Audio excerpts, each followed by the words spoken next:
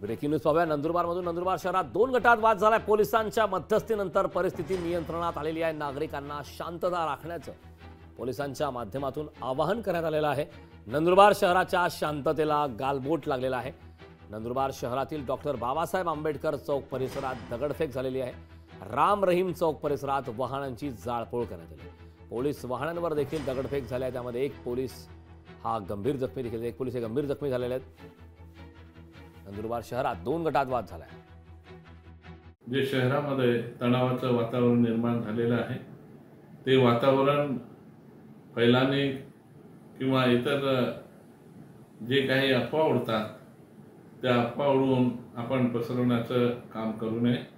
कारण पोलीस विभागानं आपल्याला सर्वांना शांततेचं आव्हान दिलं आहे आणि त्याचबरोबर त्यांनी शहरावर जे तणावाचं वातावरण होतं त्याच्यावर निश्चितपणानं या ठिकाणी कंट्रोल केलेला आहे।